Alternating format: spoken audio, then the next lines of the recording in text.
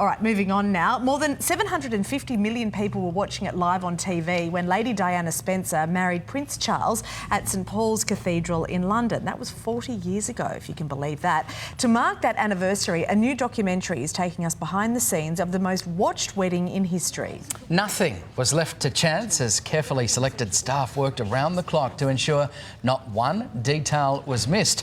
From the photographer who captured the couple's first moments as husband and wife to the baker who created the exquisite 1.5 metre tall wedding cake. And one of those specially selected staff was Dave Avery, the baker who created that incredible cake. Dave, the pressure, I can only imagine. Of all the cake makers in the UK, how did you get to be that person? Well, I was doing cakes before I met Charles and Di, and I was in the Royal Navy at the time. And I was asked by the Admiral, would I make the wedding cake for Charles and Diana? Talk me through, I guess, the stress levels, if you might, Dave. I mean, you clearly are an expert cake maker, but this is another level above, right? When a cake needs a blueprint, you know you've got a big job on your hands. Well, that's it. It's the thing about it is, you know, getting to do something that was going to be for both Diana and Charles, and also to make something different than what I had wedding cakes have been before for royalty.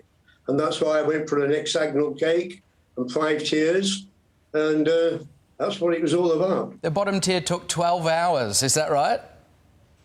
The bottom tier took 12 hours to cook. Yeah, it was in the oven, 12 hours.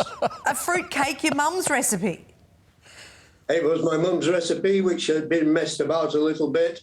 I'd taken things out and added things myself.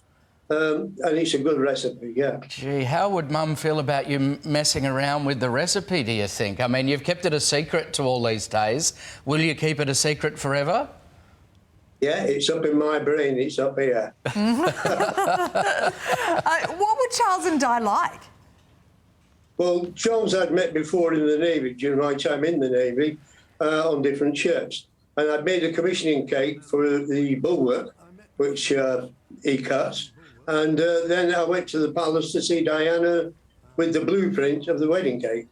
And she was beautiful, absolutely beautiful.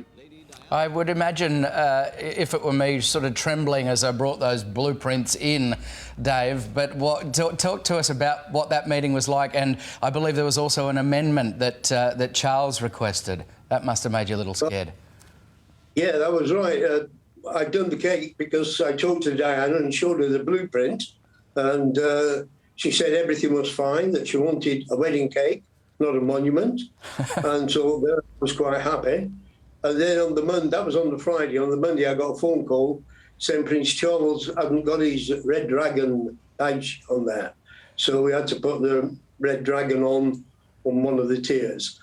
And then Diana asked for a little bit of Navy rum in the cake.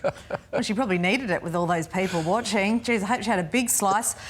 What a thing. I think it was me. You'd need the whole bottle. Dave Avery, look, it's a really interesting documentary. I started watching it. Thank you so much for sharing your memories with us. Great chat. Thank you, Dave. Right, you're welcome. Wasn't it interesting that the world needed to believe this fairy tale, or wanted to believe this fairy tale? The whole time, Charles was in love with somebody else. Yeah. But we all just grabbed hold of it because of what we wanted to believe that it was like. Right, yeah. And looking at that, you know, that extraordinary cake and so thinking, oh my gosh, it's just another world. And Look yet at that. Speaking of another world, look at that thing. The I know, size it's of that thing. amazing. Dave absolutely knocked it out of the park. Pieces of that are still selling now for thousands of dollars. Yeah, not quite for me, but I can see the appeal for others. Yeah, I once ate a mince pie that I found in the back of the pantry a year out of date. You're still good, you're still here. Exactly. I was desperate for something sweet. You can stream The Wedding of the Century in Australia exclusively on the BritBox channel on Foxtel.